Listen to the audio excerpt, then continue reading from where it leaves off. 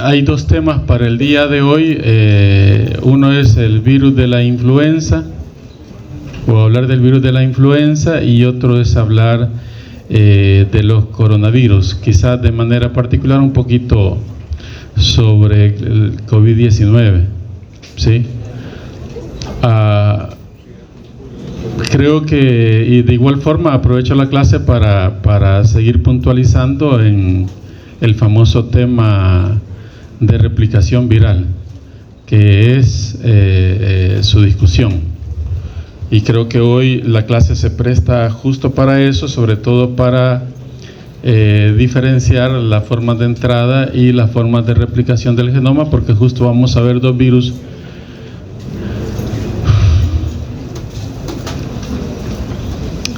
Si guardamos silencio, porque igual tengo calor igual que ustedes. Me tragué el desayuno como en 5 minutos para estar acá, y antes de esto tuve una reunión y tengo calor, así que por favor. Bien, entonces vamos a ver el primer grupo. El primer grupo que vamos a ver es un grupo de virus que pertenece a la familia Orthomyxoviridae. A esta familia pertenecen 3 grandes grupos de virus: los virus de la influenza, que ahí están como A, B, C, ya lo vamos a ver más adelante, por qué se clasifican de esa forma o basados en qué. Los togovirus y los isavirus, ¿sí? De estos 3 nos vamos a quedar con los virus de la influenza, que son los que afectan al humano. La palabra Orthomyxoviridae, la parte que antecede a la familia de orthomyxo. Orto viene de verdadero y mixo de mucus, y denota la capacidad que tienen estos microorganismos de poderse adherir al mucus de las vías respiratorias, ¿sí? Denota ese nombre, y por eso el nombre que se le da a la familia. Otras características muy importantes es que, al igual que otros microorganismos, que así como hay bacterias que son pleomórficas, por ejemplo como Listeria, que es una bacteria pleomórfica, creo que en forma de mazo, si más no recuerdo, así igual hay virus que tienen esa morfología variada o pleomórfica. Entonces, en el caso de los orthomyxovirus, pues tienen esa característica que son pleomórficos, pueden ser redondeados, alargados u ovales. Aquí lo pueden observar en la fotografía, que tenemos varias partículas virales, algunos fusiformes, otros redondos, ¿sí? Otros ovales, como estos. Entonces tienen esa característica de pleomorfismo de sus partículas virales. Son virus que poseen envoltura, y eso es una característica muy importante. ¿Por qué?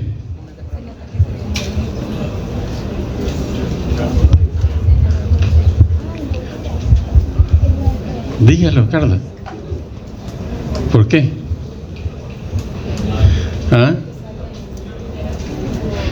Correcto, porque aunque no siempre lo va a ser, esa característica de ser un virus envuelto, sabemos que en esa envoltura van a estar los factores de unión, ya, para poder infectar la célula huésped, ¿sí?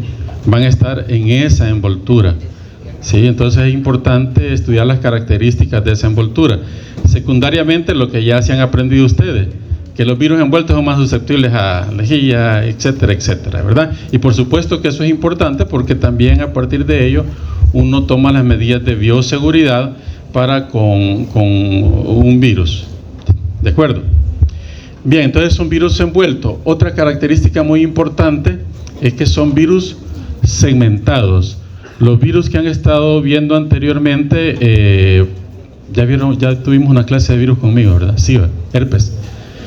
Entonces, si ustedes se fijan, es una sola cadena, ¿sí? Es una sola cadena la que está dentro del genoma, pero en este caso, con el virus de la influenza, tenemos varios segmentos de ese genoma, ¿sí? Hasta 8 segmentos por partícula viral, dependiendo de qué tipo de virus de la influenza. Y ya vamos a ver las características de cada uno de esos segmentos. Entonces, su ARN es segmentado, y esta es una característica importante, no solo por cómo está distribuido su genoma, sino por las repercusiones de evolución genética que presenta el virus.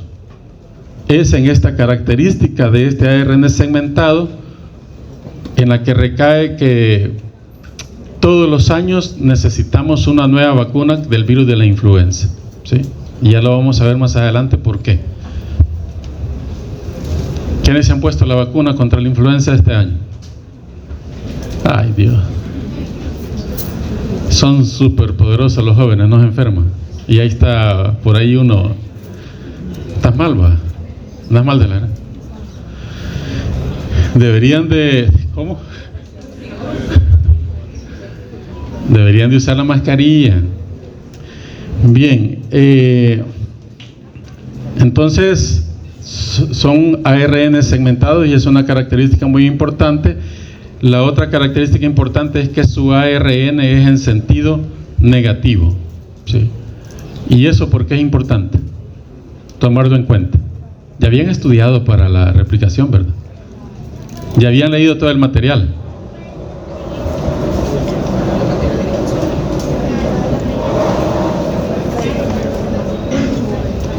Dice su compañera que al ser negativo, ¿cuál es tu nombre? Tatiana, que al ser negativo no puede transcribirse inmediatamente, traducirse, ¿verdad? Traducirse. Pero la idea es esa, aunque no siempre la regla se cumple, pero en general los virus en sentido positivo, probablemente su genoma pueda funcionar como ARN mensajero. Pero definitivamente 100% que los en sentido negativo no puede funcionar como ARN mensajero, ¿sí? Entonces, por eso es importante, y por lo tanto el virus necesita algunas estrategias para convertir en ese RNA en sentido negativo a un RNA en sentido positivo. Bien, los virus de la influenza A, B y C se subdividen en esos 3 grupos, vamos a decirlo, o especies, debido a las diferencias antigénicas de 2 proteínas que posee la partícula viral, la proteína de matriz o M1 y la nucleoproteína, ¿sí? Que es la que nos permite clasificar al virus de la influenza en estos 3 tipos, A, B y C. Esa pregunta siempre la falla, y siempre les digo, jóvenes, esto se lo voy a preguntar en el examen, y siempre la falla. Siempre me contesta, porque a la par les pongo hemaglutinina y neuraminidasa, y me ponen hemaglutinina y neuraminidasa, ¿verdad?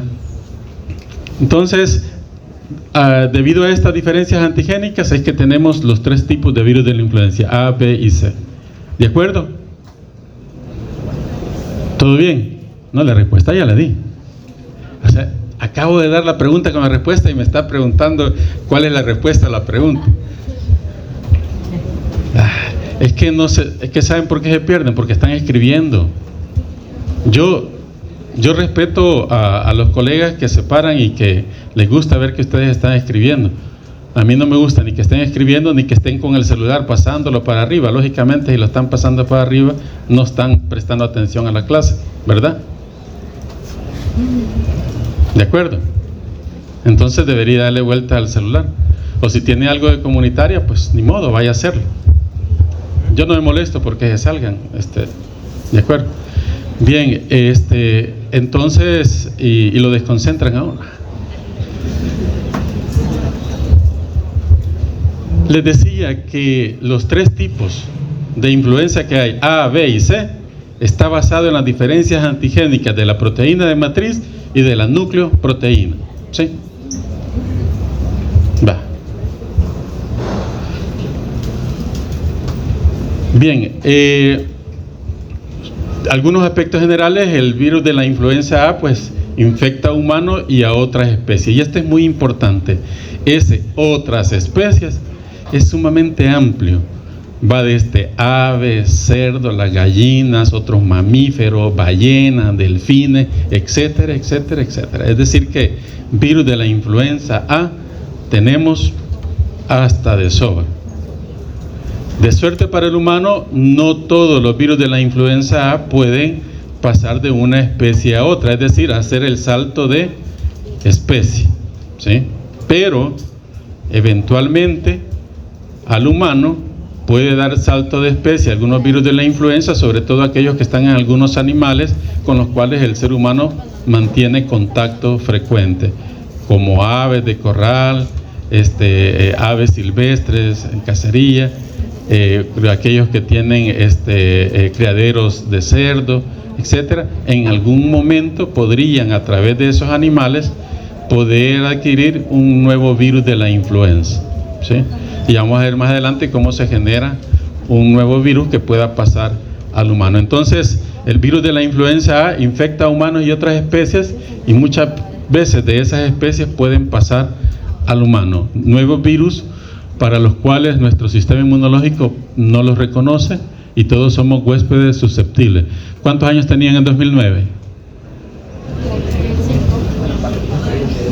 Un añito, dice.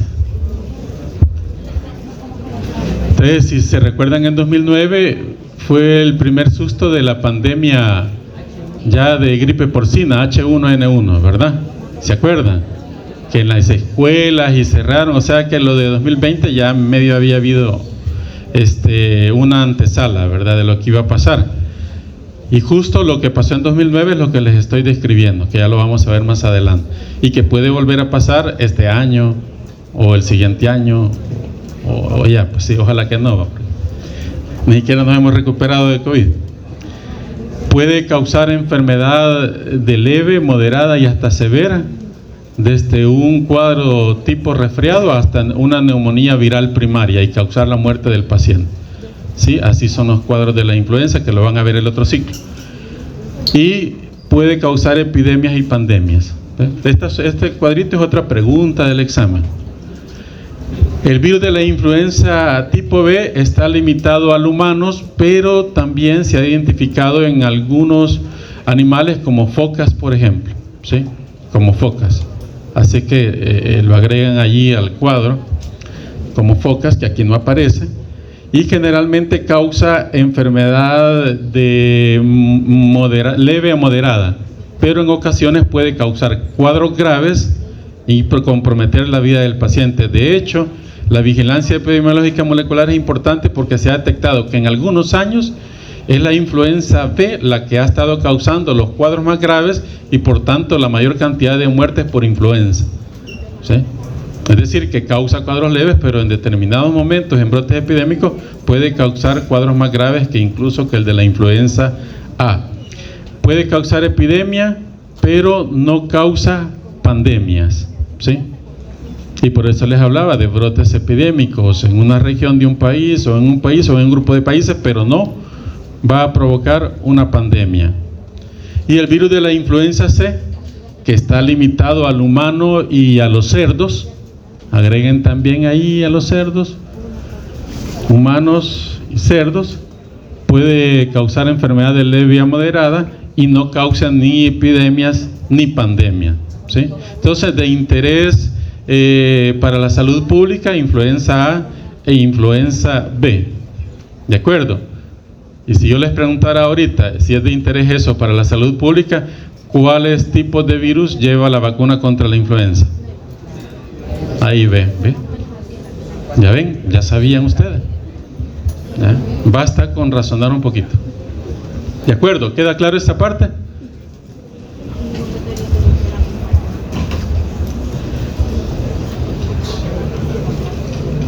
Otra cosa muy importante es que a todo le llamamos gripe, tengo gripe. No, la gripe es cuando está causado por el virus de la influenza. Esa es la gripe propiamente dicha, ¿verdad? Cualquier otra cosa es resfriado, ¿sí? ¿De acuerdo?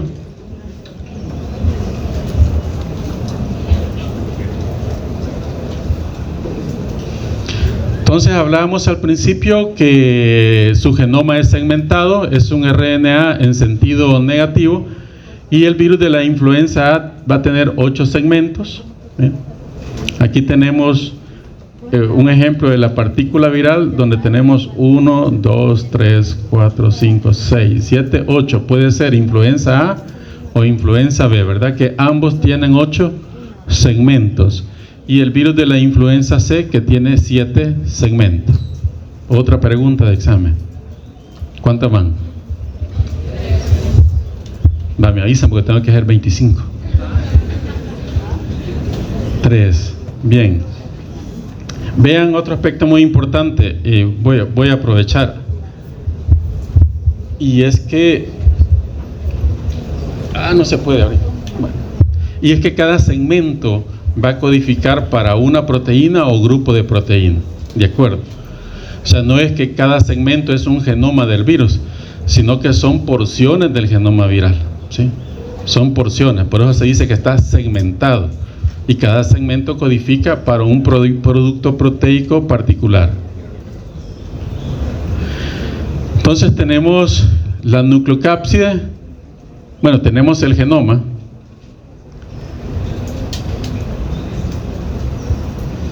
Son 8 segmentos de genoma de RNA.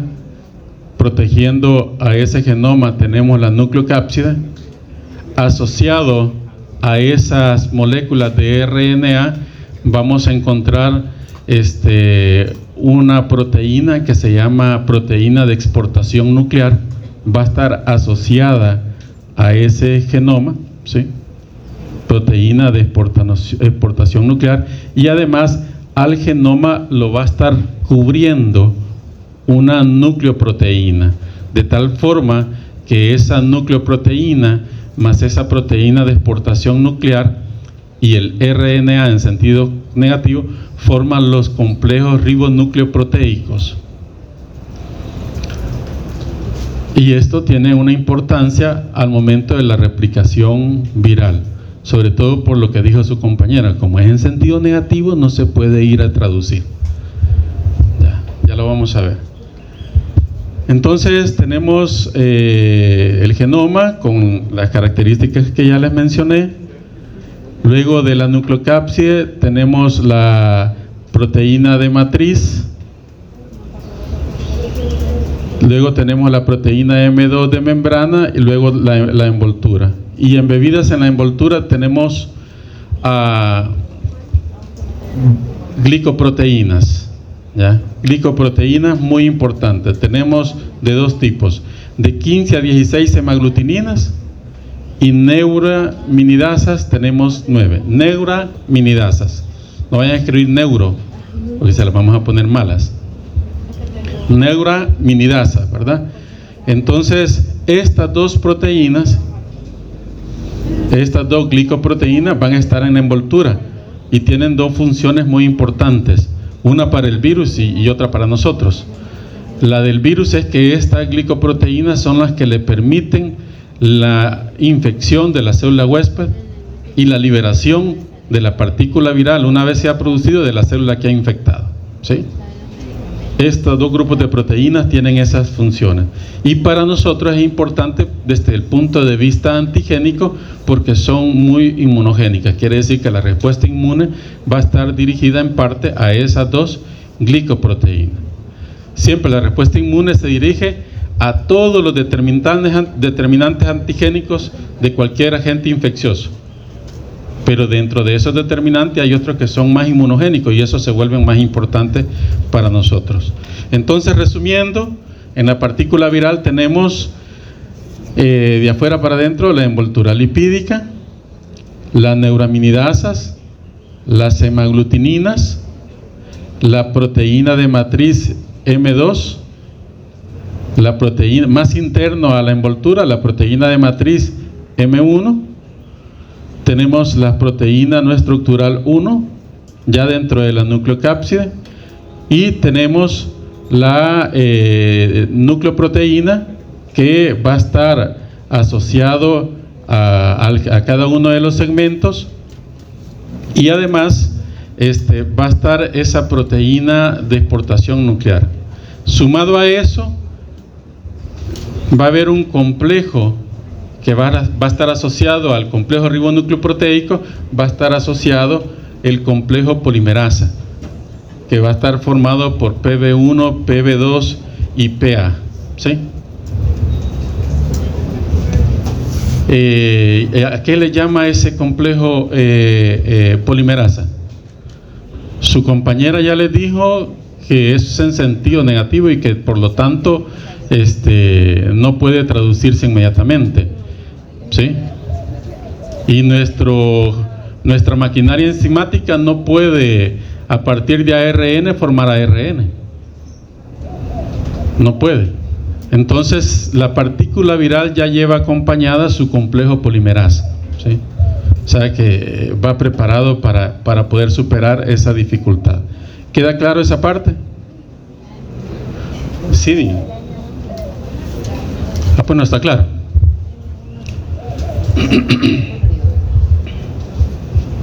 ¿Sigo o no sigo, chicos? Si hay alguna pregunta, en el momento de aclararlo, pues. Si quieren que recapitule, recapitulamos. Recapitulamos. ¿Qué parte de lo que les he dicho?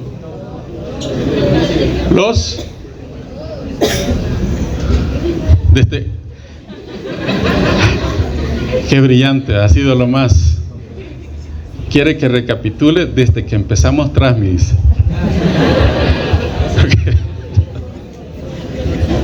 Como alguien me dijo, y me disculpa porque voy a utilizar sus palabras, pero lo hago en buena onda. Alguien me dijo, es que ya estamos ofuscados con tanto. Dijo, ya no. Ya. Y bueno, pero ni modo, tienen que hacerle frente. Bien, les decía que la partícula viral está constituida de afuera hacia adentro. Primero, que en su envoltura van a estar embebidas 3 proteínas, 2 glicoproteínas, una que se llama neuraminidasa, que van a ser 9, hay 9 tipos, ya hay 9 tipos, no los 9 tipos van a estar en cada partícula viral, sino que uno de esos. Y la hemaglutinina, que hay de 15 a 16, pero solo uno va a estar conformando, o un tipo de eso va a estar conformando la partícula viral. Igualmente, en esa envoltura va a estar también, la va a atravesar la proteína M2 o proteína de canal iónico.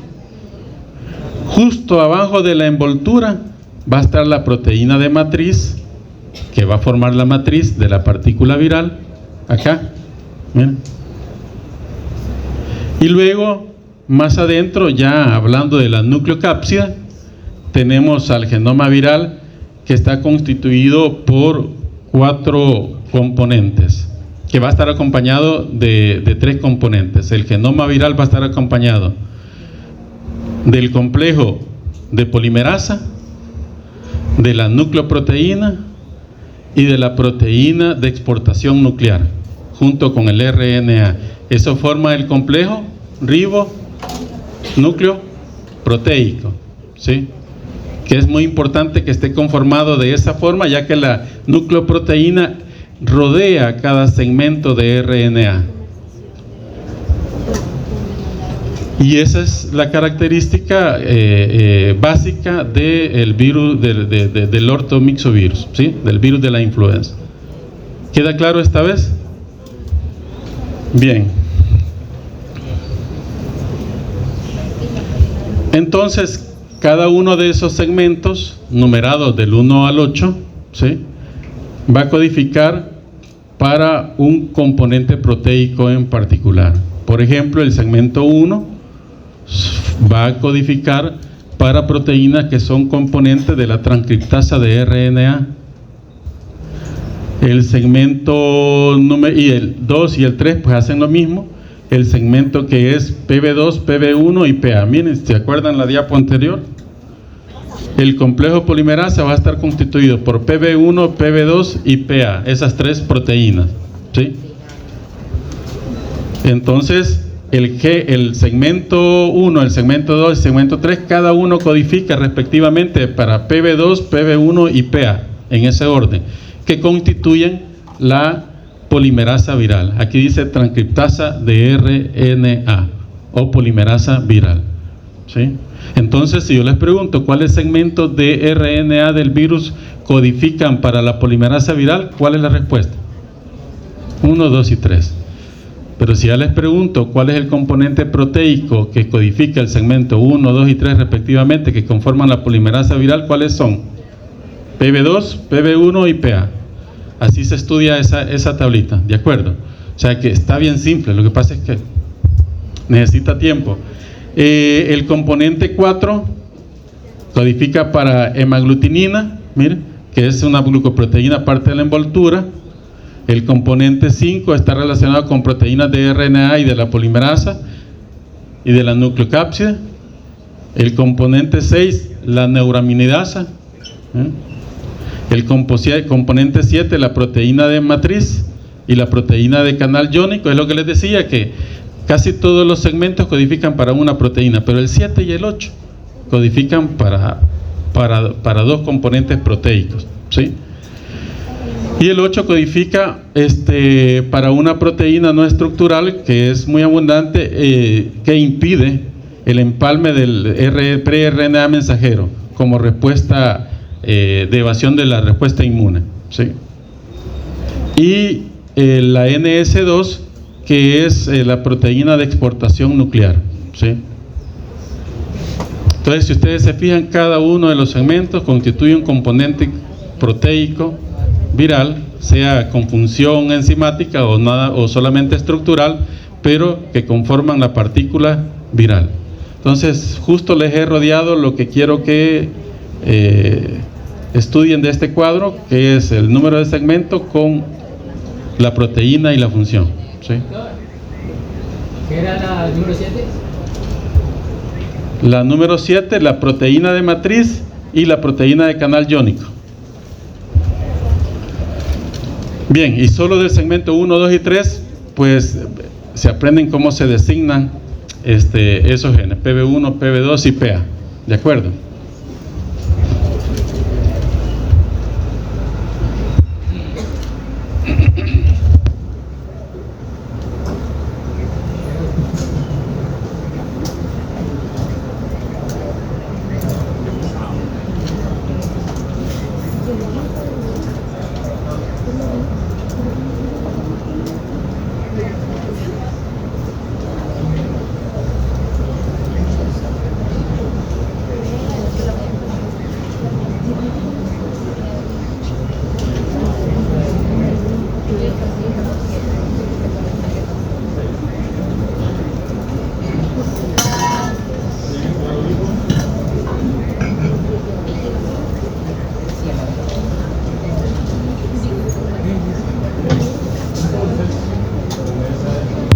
Del virus.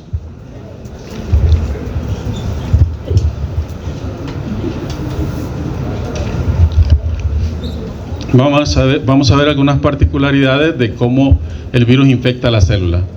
Entonces, lo primero que decir es que el virus se une a su célula huésped utilizando un ligando, que es el ligando de hemaglutinina, ¿sí? Hemaglutinina.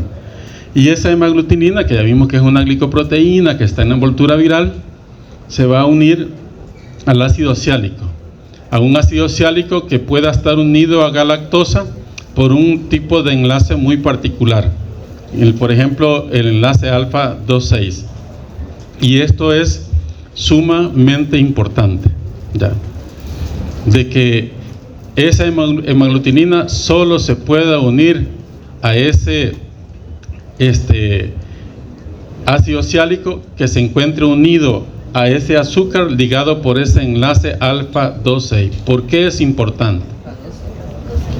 Porque el virus de humano Y antes voy a decir esto, y ese ácido oxálico unido a ese azúcar con ese enlace alfa-2,6 solo lo tenemos los humanos.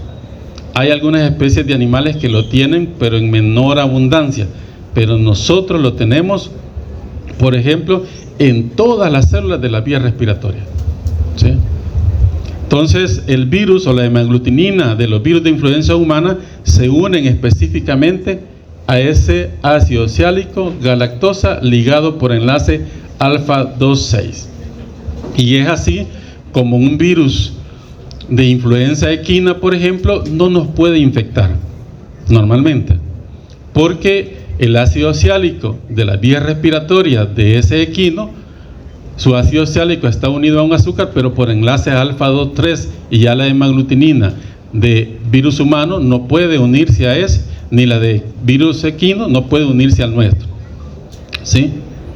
Igual, los virus de influenza aviar se unen a ácido oxálico unido al azúcar por enlace alfa-2,3 y por lo tanto no nos deberían de infectar, ¿sí? De alguna forma eso restringe que no estén pasando virus de la influenza a cada rato a circular entre humanos, y si llega a pasar, eso restringe que no pueda transmitirse de humano a humano, y por eso es que no tenemos una pandemia todos los años, justo por esa característica. ¿Cuándo creen ustedes que se rompe esa característica? ¿O esa restricción?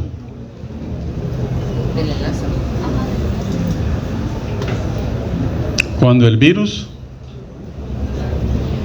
sin miedo, cuando el virus sufre mutaciones, ¿verdad? Mutaciones. Y ahí es importante la parte de que el RNA es segmentado. Ya lo vamos a ver.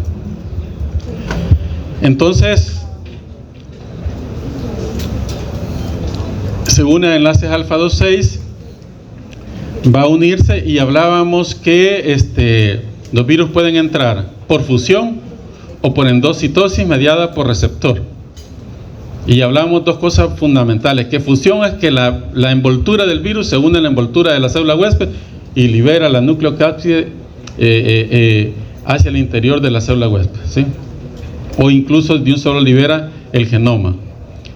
Y en la endocitosis mediada por receptor, lo que sucede es que ese virus se forma una vesícula pinocítica que luego en el citoplasma se va a unir a una vesícula endocítica y va a formar el endosoma, que es el caso del virus de la influenza. Miren, una vez unido a la superficie de la célula que va a infectar, la vesícula pinocítica en la que viaja el virus se une a una vesícula endocítica, forma el endosoma. Ese endosoma se acidifica, ¿sí? Y esa acidificación hace que las proteínas que forman la envoltura del virus, su parte hidrófoba se dé vuelta y así se pueda unir, o sea, el símil de la envoltura lipídica que tiene el endosoma, ¿sí? Y entonces se fusionan. Vean acá, la envoltura del virus se ha fusionado con la envoltura del endosoma. Ahora se libera el RNA. Yo les decía que el RNA no está solo, que los segmentos no están solos, que va acompañado de la polimerasa, ¿sí? Del complejo polimerasa, que es PB1, PB2, PA, ¿verdad? Va acompañado de la nucleoproteína que rodea a ese genoma, y también va acompañado de una proteína de exportación nuclear. ¿Qué pasaría si ese RNA sale así nomás y no está protegido por esa nucleoproteína? ¿Qué le pasaría a ese RNA inmediatamente? Se degradaría inmediatamente por las RNasas celulares, inmediatamente, pero por eso está protegido por esas nucleoproteínas, y además la proteína de exportación nuclear inmediatamente sale, se lleva esos genomas virales al núcleo, y en el núcleo ya está protegido de esas RNasas celulares. Es decir, que este es un virus RNA que no cumple la regla de replicar en el citoplasma, porque la proteína de exportación nuclear, pregunta de examen, se lleva ese RNA, ese segmento de RNA al núcleo, ¿sí?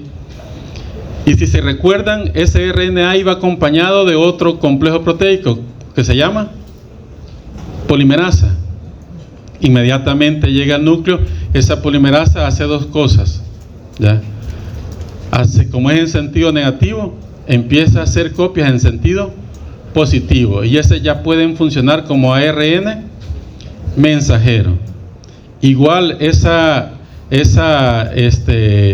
enzima puede funcionar como replicasa y hace copias en sentido negativo de ese RNA en sentido positivo, que va a ser el RNA genómico. Entonces ya tenemos dos tipos de RNA en el núcleo, ¿sí? En el núcleo, el RNA mensajero en sentido positivo, más el n número de copias en sentido negativo que se hacen a partir del RNA en sentido positivo. Esos en sentido negativo, ¿para qué van a servir? Es el que va a conformar el genoma viral. Y el RNA en sentido positivo es el que va a hacer función de RNA mensajero para ir a traducirse a los ribosomas y producir tanto proteínas funcionales como estructurales. Luego, parte de esas proteínas viajan al retículo endoplásmico, ¿sí? Ahí, junto con el genoma viral, con las nuevas secuencias o hebras de RNA en sentido negativo, viajan a través de del poro nuclear junto con las proteínas que están en el retículo endoplásmico, luego pasan por el aparato de Golgi y se terminan ensamblando. La partícula viral finalmente sale por gemación, ¿sí? Por gemación. Aquí hay un aspecto muy importante, y es que como ya lleva hemaglutinina, al salir de esa célula, quedaría pegado, porque esa hemaglutinina inmediatamente se uniría a ese ácido ciálico que tiene esa misma célula, a ese ácido ciálico. Entonces ahí entra en función la neuraminidasa, ¿sí? Que tiene como función deshacer esa unión y permitir que la partícula viral se libere, ¿sí? Y ya pueda ir a infectar otra célula huésped. Ese es el ciclo de replicación general de los ortomixovirus.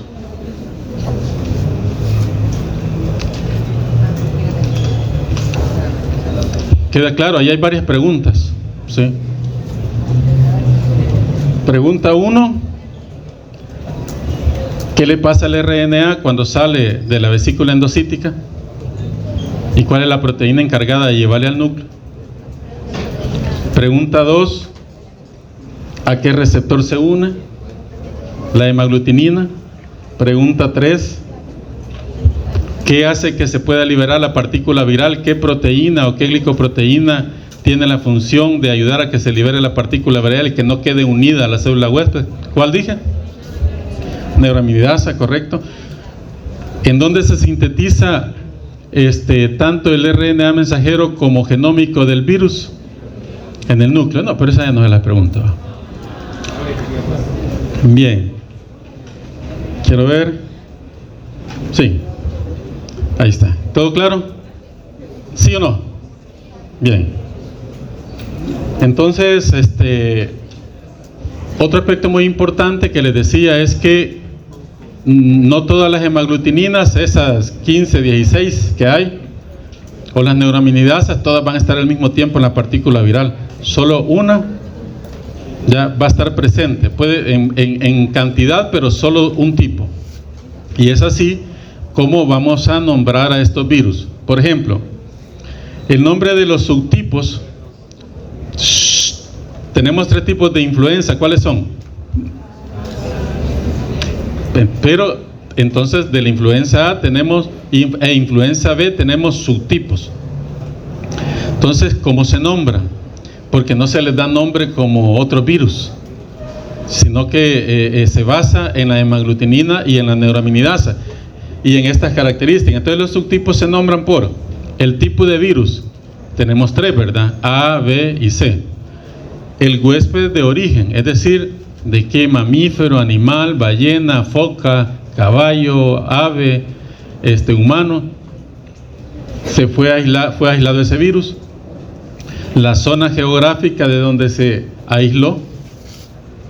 El número de cepas, si ya había antecedido el aislamiento en ese mismo lugar de una cepa igual, el número de cepa, el año de aislamiento y la variedad antigénica. ¿Y la variedad antigénica quién se la va a dar? La hemaglutinina y la neuraminidasa, ¿verdad? Es así que tenemos A, porque es un virus de la influenza A. Hong Kong es el área geográfica donde se aisló. 3 es el número de cepa, o sea que ya se había aislado 2 cepas anteriormente. El año 1968. Y la variabilidad antigénica fue la hemaglutinina 3 y la neuraminidasa 2. Así tenemos A Hong Kong 368 H3N2. Tenemos otro virus de la influenza A, tipo de virus. El huésped de origen cerdos. El lugar de aislamiento Iowa. La cepa es la 15. Aislado en 1930, H1N1. Esta es la que provocó, o de las que se lograron aislar de la pandemia del siglo pasado, la gran pandemia de influenza, que quedó circulando después como una cepa estacionaria, una influenza estacionaria. Pero esta deriva de esa cepa que provocó la pandemia más grande de la historia contemporánea, porque hubieron alrededor de 50 a 100 millones de muertos. O sea que lo que pasó con COVID no fue nada. ¿Qué ven de diferencia entre las dos primeras?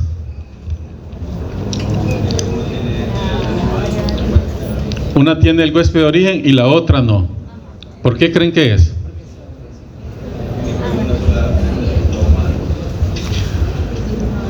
Más o menos. Bien, cuando se aísla de humanos no se pone el humano, ¿sí? Entonces cada vez que ustedes encuentren un nombre, por ejemplo A Texas 77 H3N2, es porque se aisló de humanos. Si no, debe de ir el animal del cual fue aislado. ¿Queda bien claro cómo se nombran? ¿Queda bien claro qué es lo que nos da la variedad antigénica? Sí, ok. Entonces esa variación antigénica se da por cambios en el genoma, pero igual se da por cambios por recombinación, ¿sí? De igual forma, el que más sufre cambios es el virus de la influenza A, menos frecuente virus de la influenza B, y pues no hay datos, ¿sí? O será muy poco frecuente. Nunca nada permanece estático en genética, pero varía muy poco el virus de la influenza C.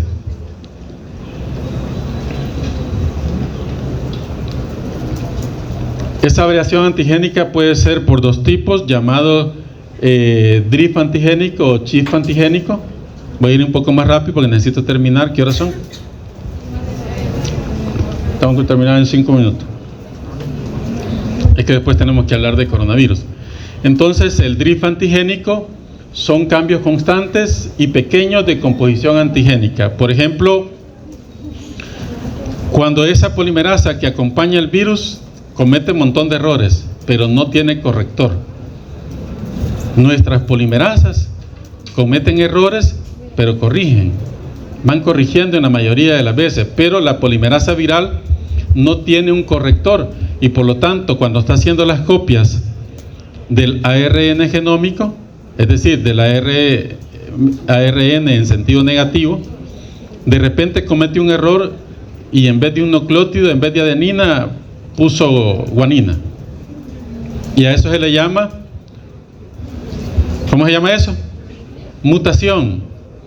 Bueno, inserción, me acabo de escuchar, qué bueno que a eso se llama inserción, ¿verdad? También puede haber pérdida de un nucleótido, a eso se llama delección, ¿sí? Entonces, puede haber pérdida o ganancia, pero en general es una mutación. Puede ser, acuérdense que el código genético está en codones, puede ser que ese cambio de ese nucleótido no signifique nada y que la proteína para cual codificaba ese gen no cambie, quede igualito, pero puede ser que solo ese cambio cambie la proteína, ¿sí? Porque codifique para otro aminoácido. Acuérdense que hay codones que codifican para el mismo aminoácido, así aunque haya una mutación, si el codón codifica para el mismo aminoácido, ¿qué le va a pasar a esa proteína? Nada, queda igual. Pero si el nucleótido que se metió cambia el codón y este ya codifica para otro aminoácido, esa proteína va a ser diferente, va a tener una diferencia en mayor o menor grado. Entonces normalmente esto afecta tanto a la hemaglutinina como a la neuraminidasa, se da por mutaciones y es llamado pues drift antigénico o deriva antigénica, ¿sí? ¿Qué características le da al virus esta capacidad de la deriva antigénica? Bueno, le permite eludir al sistema inmunitario del huésped, ¿sí? Desencadena los nuevos brotes cada año. Por eso el virus de la influenza que está circulando ahorita ya no es el mismo del año pasado, porque la hemaglutinina y la neuraminidasa ya acumularon mutaciones, ¿sí? Y por lo tanto nuestro sistema inmunológico ya no lo reconoce.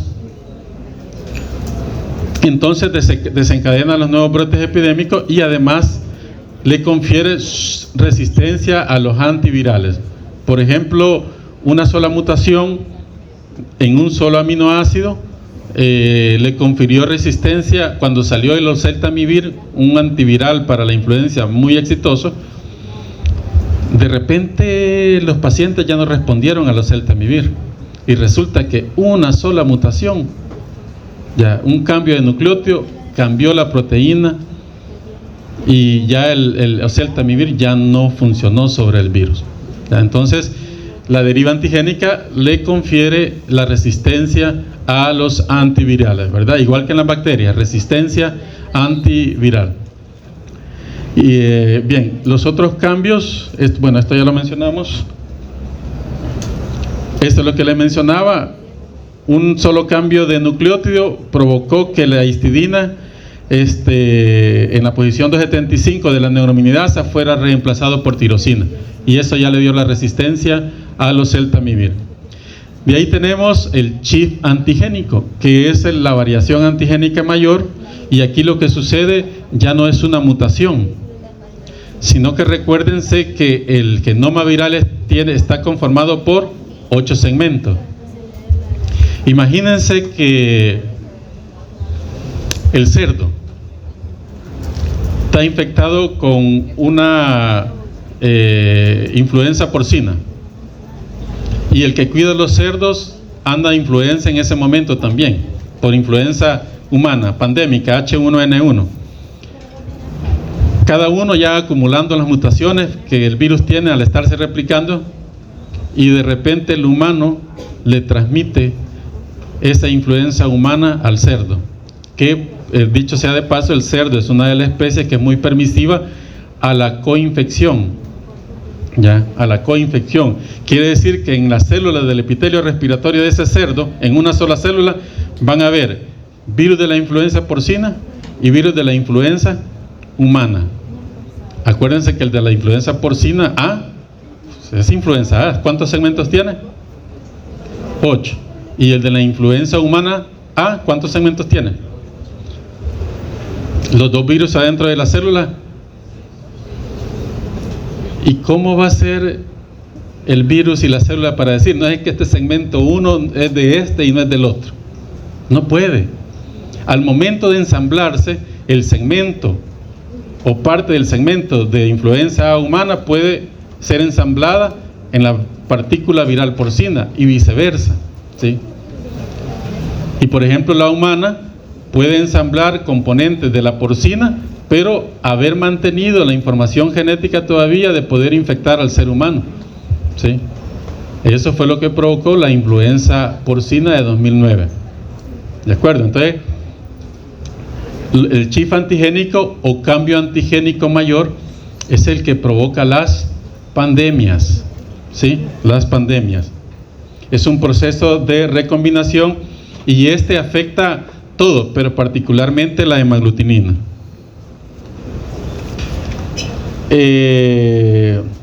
Eso lo leen, no hay problema. Sí, ya se lo vine diciendo, una nueva cepa viral, miren. Que la cepa viral llegue a los humanos, ya eso ya se lo expliqué. Eso es lo que pasó con la porcina. Y ¿cuántos contribuyeron a que el cerdo generara una variante que causara la pandemia de 2009? Gripe aviar, gripe humana, gripe porcina, y luego pasó del cerdo al hombre, pero ya llevaba de esas tres influencias, aviar, humana y porcina.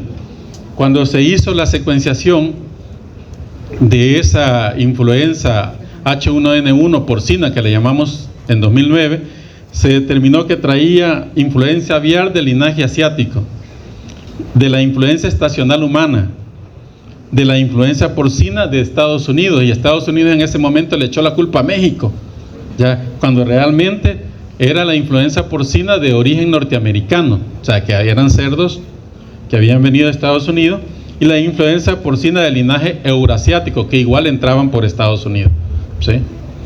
En un primer momento Estados Unidos le echó la culpa a México, y no fue México, fue Estados Unidos, ¿sí? Y se originó la influenza H1N1 causante de la pandemia de 2009. Vean que es la misma influenza, pero ¿qué es lo que pasó? Se recombinaron parte ya de los segmentos de esos virus de la influenza en esa misma célula porcina. Y eso puede generar una nueva partícula viral que, como ya lleva todas estas características, el sistema inmunológico reconoce la parte humana, pero la parte aviar y porcina, asiática y norteamericana, nuestro sistema inmunológico ya no lo conoció, y por lo tanto nos volvimos huéspedes susceptibles. Todos nos enfermamos, todos. Para suerte, pues la enfermedad no era muy grave y todo salió bien en 2009, ¿verdad? Esto lo vamos a ver aquí, hasta ahí nos vamos a quedar con ortomixo. Ya. Realmente en la patogenia de estas enfermedades, el virus sale por gemación. Realmente el daño no es lítico, es decir, no es un daño directo del virus a la célula, sino que más bien la respuesta inflamatoria del virus. Lo que sí tiene el virus es estrategias de evasión de la respuesta inmune. La proteína de exportación nuclear, la actividad de mover rapidito el complejo ribonucleoproteico al núcleo, es también para evitar no solo las RNAs, sino el resto del sistema antiviral de la célula. ¿De acuerdo? Entonces, como parte de los mecanismos. Eso ha pasado ya varias veces, 18, 17, 57 y 68 y 2009, ¿verdad? Eso, bien. Un minuto de descanso, chicos.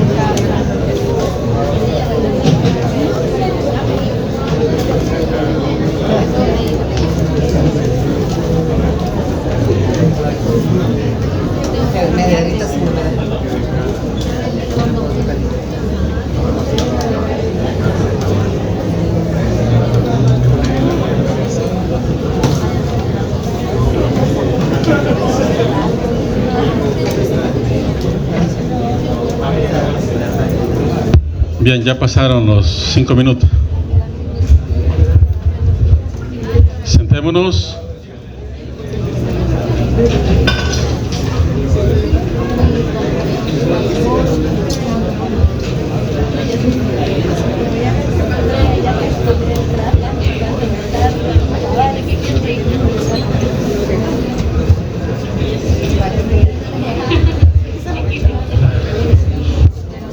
Las 50 tiene que ser. Licenciado Merino, ¿verdad que la clase 50 es? Ajá. No. ¿Qué clase es? 51. No se ha movido nada. Pero lo importante es el tema, el número no. Digo yo, pues. No van a estar aprendiendo el número de la clase también. Bien, continuamos, chicos. Solo tenemos media hora. Y esta parte era para 1 hora. Bien. El otro grupo de virus son los coronavirus.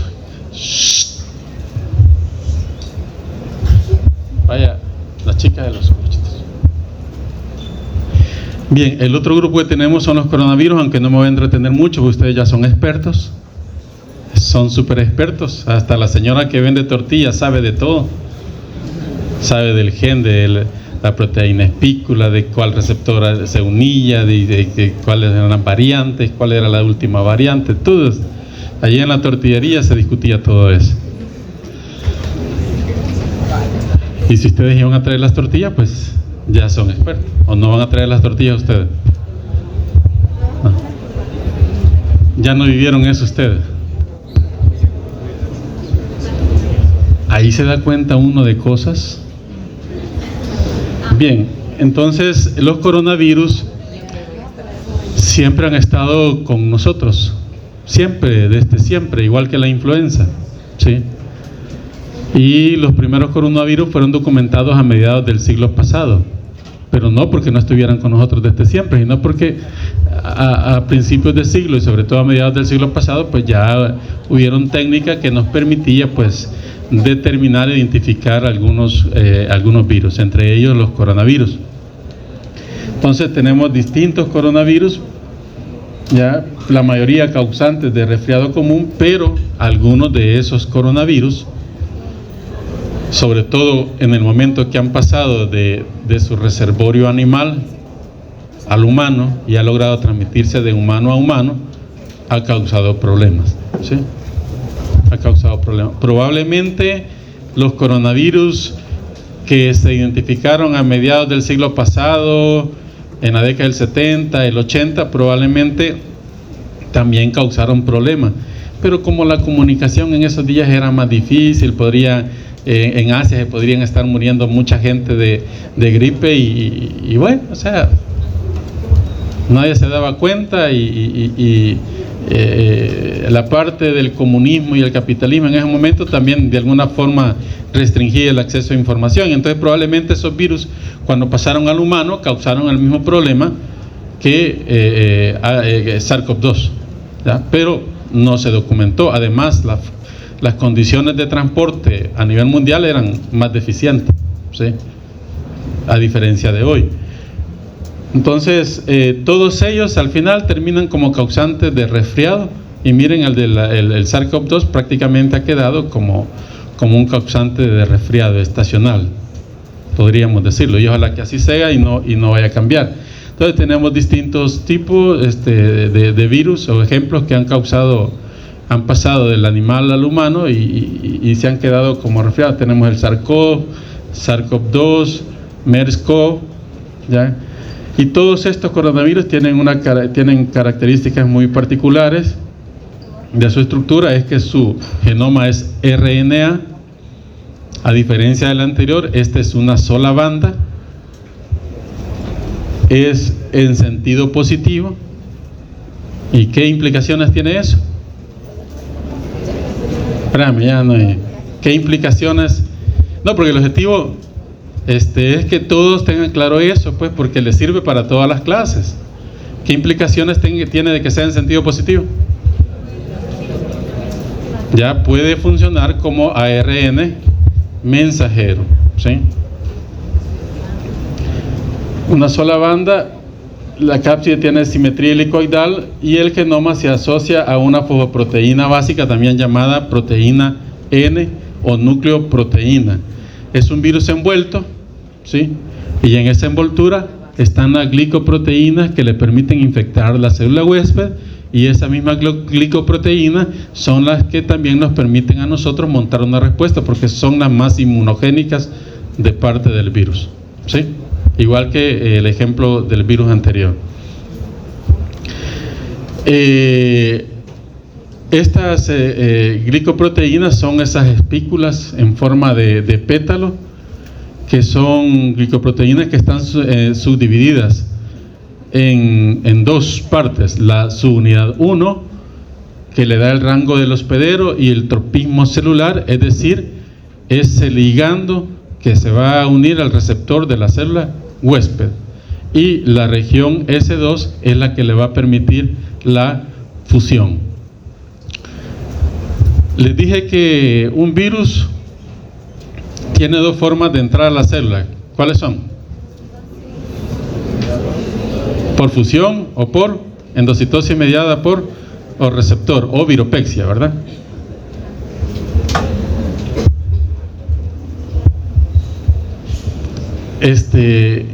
Aquí en este caso son básicamente los dos, y ya vamos a ver por qué, y hay quizás un tercero, y ya lo vamos a ver. Con que logremos llegar ahí nos damos por servidos. Entonces es un virus ARN, más o menos su tamaño es de 80 a 120 nanómetros, digamos que es un tamaño mediano, mediano. En la bicapa lipídica encontramos tres proteínas: la proteína de membrana, la proteína de la envoltura y la proteína espícula, o la proteína S, que se hizo famosa en la televisión, ¿verdad? Todo el mundo habla de la proteína espícula. En la nucleocápside tenemos múltiples copias de la proteína de la nucleocápside o nucleoproteína o N, e igual la copia de ARN, ¿sí? La copia de ARN. Son tres glicoproteínas las que tienen los coronavirus: la proteína S, que es la proteína espícula de unión al receptor; la subunidad S2 de esa proteína espícula es la que provoca la fusión con la membrana de la célula huésped, pero además es un antígeno importante, muy inmunogénico, para el cual nuestro sistema inmune monta la respuesta, ¿sí? La proteína E o proteína de envoltura también es otra glicoproteína asociada a esa envoltura, y la proteína M, ¿ya?, que se encuentra en la bicapa lipídica, también es una glicoproteína. Entonces son tres glicoproteínas, la S, la E y la M, las que constituyen los coronavirus. En algunos coronavirus se encuentra una cuarta glicoproteína en esa envoltura, que es la proteína EL o hemaglutinin esterasa, ¿sí? Pero no en todos. Pero las primeras tres sí van a estar. La glicoproteína S, E y M van a estar en los coronavirus de importancia médica.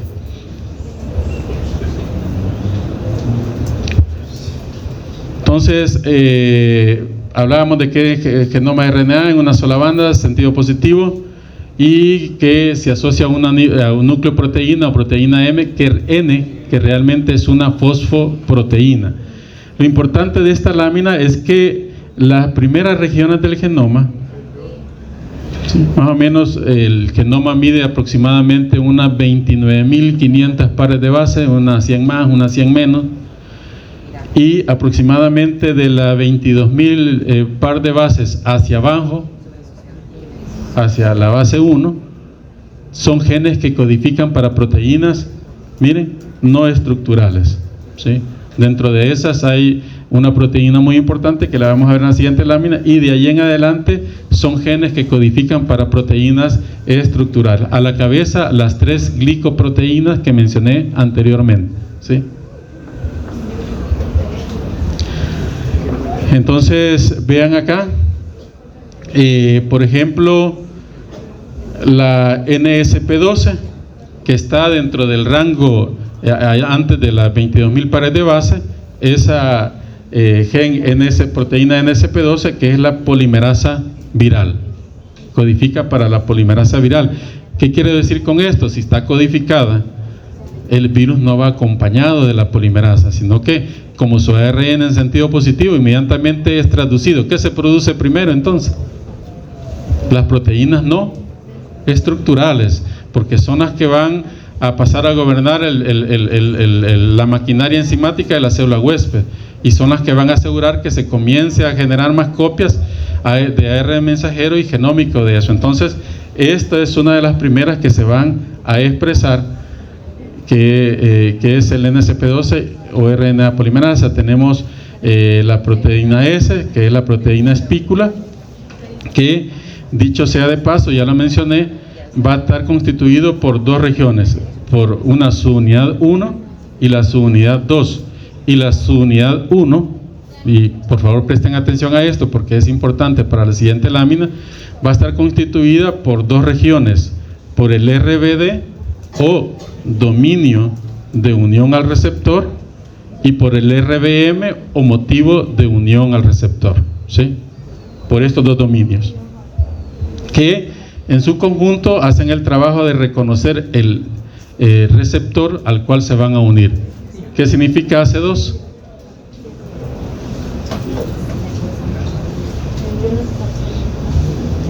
¿Qué es AC2? Bioquímica. ¿Qué es AC2?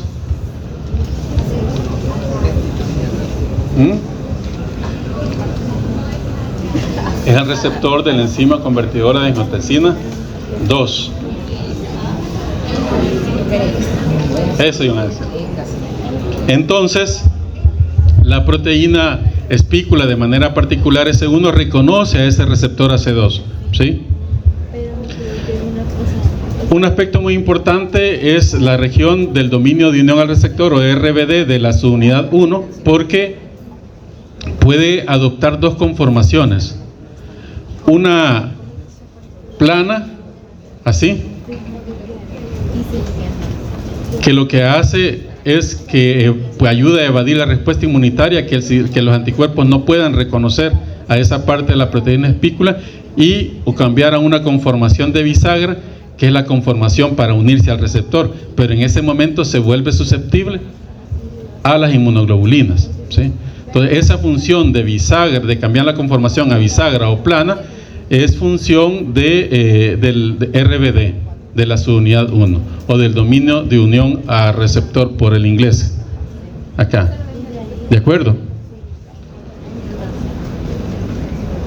Esta rapidito, vean que aquí tenemos a SARS-CoV de 2003, MERS-CoV o el coronavirus del síndrome de Oriente Medio, síndrome respiratorio de Medio Oriente, allá por 2012, 2013, 2014, y SARS-CoV-2, que es la que 2020.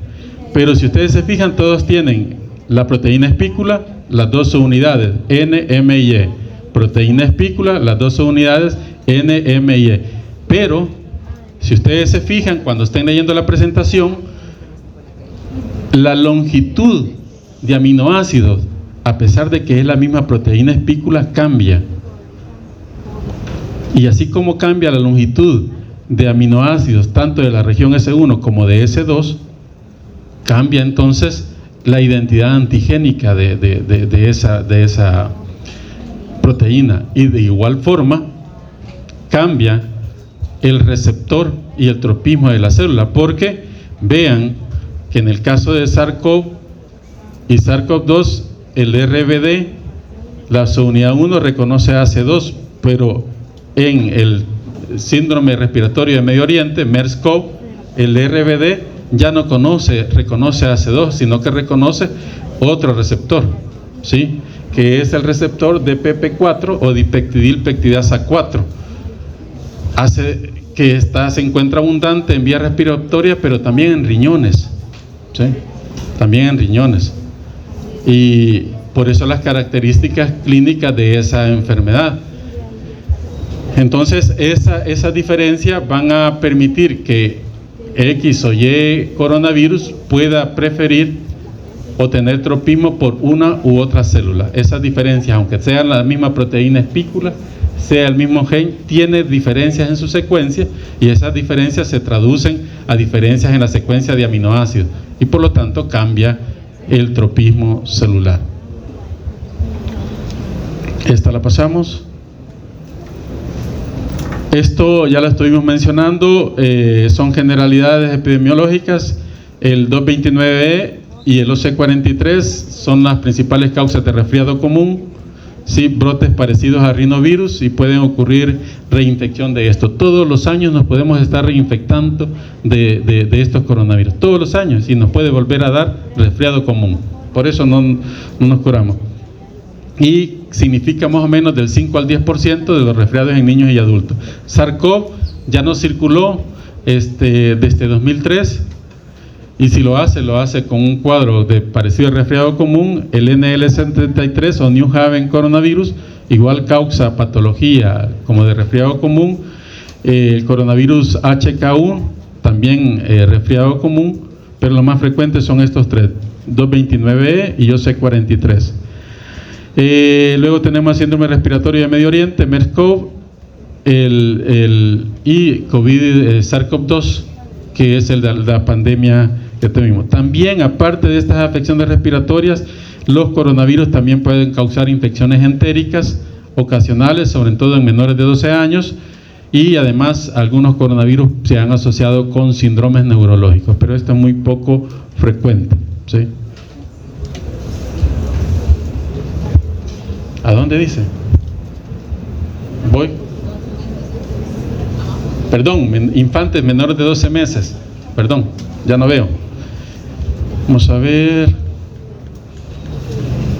Y para los que decían que les decían sus papás, sus tíos, el coronavirus es un invento. No, como no, es un invento del gobierno. Entonces aquí está el coronavirus tapizando el alvéolo. Miren, con la corona radiada, corona de espículas. Aquí están, miren todos estos coronavirus cómo están tapizando el alvéolo. Esta es una biopsia de pulmón de los primeros pacientes con SARS-CoV-2 allá por diciembre, enero 2020.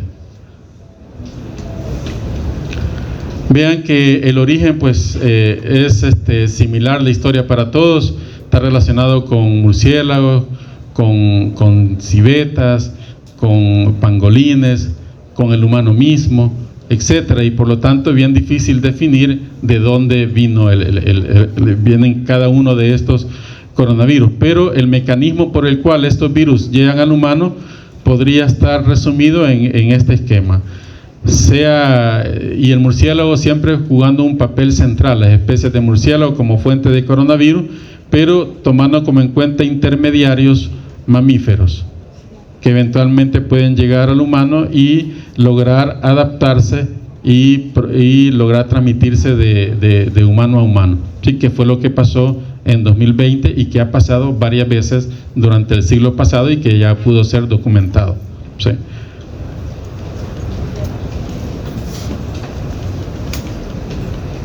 Bien, ¿cómo se replica el virus? Habíamos hablado de que la proteína espícula tiene dos unidades, S1 y S. No fallaría en esa pregunta, ¿verdad? Dos unidades, S1 y S2. S2 se divide en dos unidades también más pequeñas, RBD y RBM. Ya RBD, dominio de unión a receptor, y RBM, motivo de unión a receptor. ¿Cuál es el que se aplana o si tenemos forma de bisagra? RBD, ¿verdad? RBD. Entonces, esta es la proteína espícula que va a unirse al receptor en la célula huésped. El receptor es el receptor AC2, ¿verdad? En un primer paso, las proteasas de la célula activan la proteína espícula entre el límite entre S2 y S1. Aquí, miren, donde está esto verdecito. Ahí lo ven cuando tengan la presentación en su casa, tomando cafecito, allí en su escritorio, ¿verdad? Miren, entonces las proteasas de las células justo se van a ubicar y van a activar a la proteína espícula a este nivel, entre S1 y S2. Vean que acá ya está unido la proteína espícula con el receptor AC2, pero las proteasas se activan en esta región y lo que hace la proteasa es que la subunidad S1 se desprende. Vean acá, ya quedó la proteasa con la subunidad, el receptor AC2 con la subunidad S1, miren. Y básicamente de la proteína espícula solo queda la subunidad S2, unida a la membrana de la célula huésped. Esta subunidad S2 sufre un cambio conformacional que permite que la envoltura viral se fusione con la envoltura o con la membrana de la célula huésped. Miren, y libera por lo tanto el genoma al interior de la célula huésped, ¿sí? ¿Cómo se llama ese proceso? Fusión, por fusión, ¿verdad? Entonces vean que se requiere de un aspecto muy importante, y es que la célula tiene que tener proteasa, ¿sí? Proteasa. Si no tiene proteasa, en teoría el virus no podría entrar, ¿ya? Entonces, ¿dónde hay células con proteasa? Por ejemplo, en todo nuestro árbol respiratorio, ¿sí? Pero el virus se caracterizó por infectar también otros tipos de células y por utilizar otros mecanismos. Entonces, acá vemos el otro mecanismo. Si en la célula que va a infectar hay AC2 pero no hay proteasa, el virus no puede fusionar su envoltura con la membrana de la célula huésped y por lo tanto va a ocupar el otro mecanismo para invadir la célula. ¿Cuál es el otro? Endocitosis mediada por receptor o viropexia, ¿verdad? Entonces acá en este caso, como no hay proteasa, el receptor, la proteína espícula se une al receptor AC2, ya esto activa la membrana y el citoesquelético de la célula huésped y se forma una vesícula pinocítica. Esta vesícula pinocítica se va a fusionar con una vesícula endocítica en el citoplasma y va a formar el endosoma. Vean, aquí ya tenemos formado el endosoma, pero la partícula viral todavía está dentro, ¿sí? Entonces, resulta que en esta membrana de esa vesícula endocítica, porque la vesícula endocítica tiene una membrana, ¿sí? Tiene una membrana, va una proteína que se llama catepsina L, y esa catepsina L tiene función de proteasa, ¿sí? Entonces la célula no tiene en la superficie, pero en la vesícula endocítica sí tiene proteasa, que es la catepsina L, y esta catepsina L es la que va a incidir o cortar la subunidad S1 de la proteína espícula y va a permitir que la subunidad S2 se fusione con la membrana de la vesícula endocítica. Y entonces se fusiona la envoltura del virus con la membrana de la vesícula endocítica y libera el genoma, ¿sí? Libera el genoma, que es un RNA monocatenario en sentido positivo. Entonces inmediatamente va a funcionar como ARN mensajero, ¿verdad? Mensajero. Y hay otro, esos son los dos mecanismos, y hay un tercer mecanismo. Resulta ser, lo voy a explicar en la lámina anterior mejor, en la siguiente. Resulta ser que al momento que se va a ensamblar la partícula viral, la nueva partícula viral, hay una proteína intracelular que se llama furina, que tiene función de proteasa, hace un precorte entre S1 y S2, no lo corta del todo, pero ya lo deja adelantado.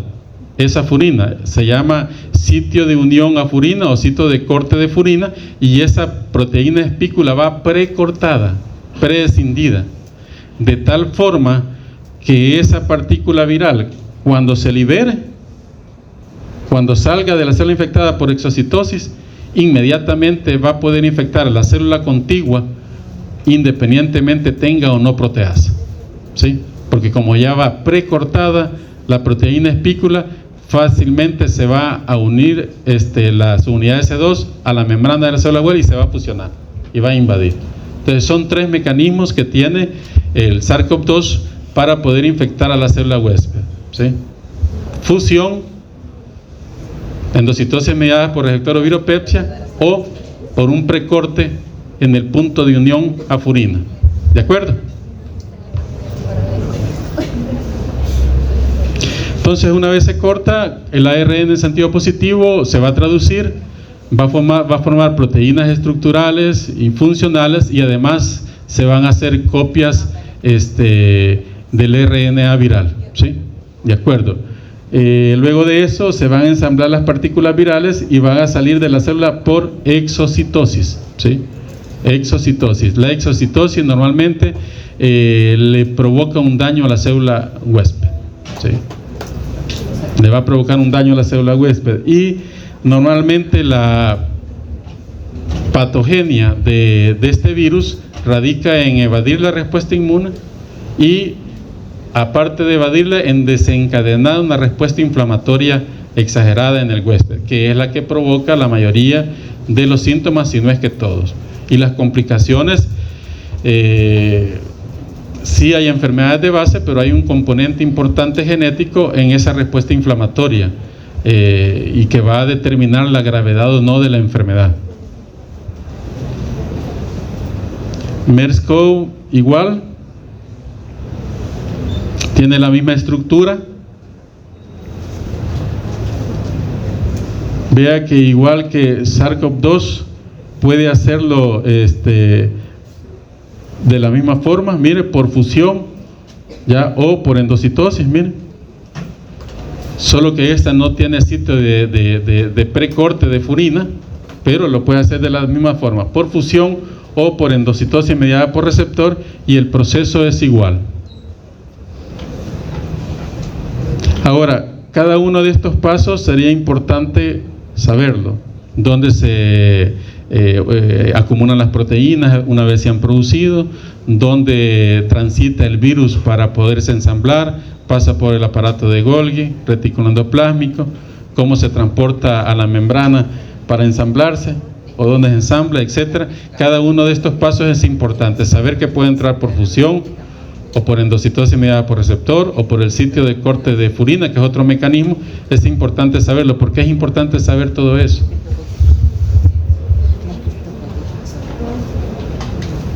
Porque es importante saber que es RNA en sentido positivo o es RNA en sentido negativo. Entonces, que sabemos que va a tener que usar un paso adicional para poder replicar su genoma y producir sus proteínas. Tenemos 5 minutos. 3 dice. ¿Por qué es importante? Porque los de microbiología insisten en ser clavados y darnos todas esas cositas de replicación del RNA en sentido positivo, negativo, que lleva polimerasa, que no lleva polimerasa, que se replica en el núcleo, que no se replica, que pasa por la vesícula endocítica, etcétera, etcétera, etcétera. ¿Por qué creen que todo eso sí es sumamente importante y que lo deberían ustedes estudiar?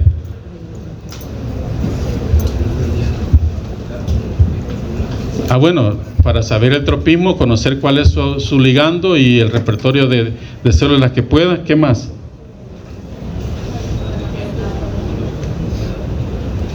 Para conocer el tratamiento. Miren, todas las infecciones virales, exceptuando algunas que de alguna forma son autorresolutivas, pero la mayoría de infecciones virales, cada uno de los pasos desde la entrada, desde la unión del virus a la célula huésped, pasando por formación de la vesícula, por la fusión, por la producción de proteína, la entrada al núcleo, la salida del núcleo, el tráfico que hace a través del citoplasma, la salida de la célula huésped, todos esos pasos hay fármacos particulares antivirales para poder tratar esas infecciones, ¿sí?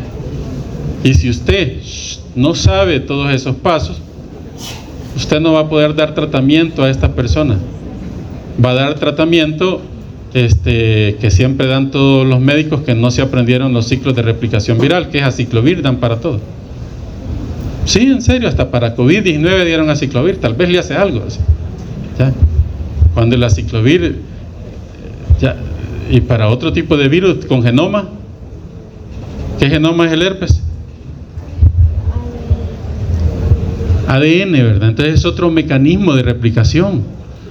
Entonces necesitan dar tratamiento específico, y para cada uno de los pasos hay tratamiento específico para evitar que la polimerasa viral el gen 12, la polimerasa viral o RDRP, Remdesivir, Ribavirin, Galdisemir, son los fármacos que podemos bloquear la replicación viral inhibiendo esa polimerasa viral.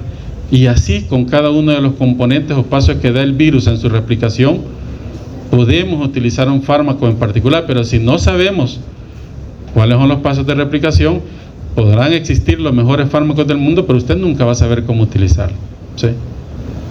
Usted nunca va a saber. ¿De acuerdo? ¿Preguntas, chicos? Si no hay preguntas, ya pasaron los 3 minutos. Ok, hasta aquí llegamos, chicos. Muchas gracias.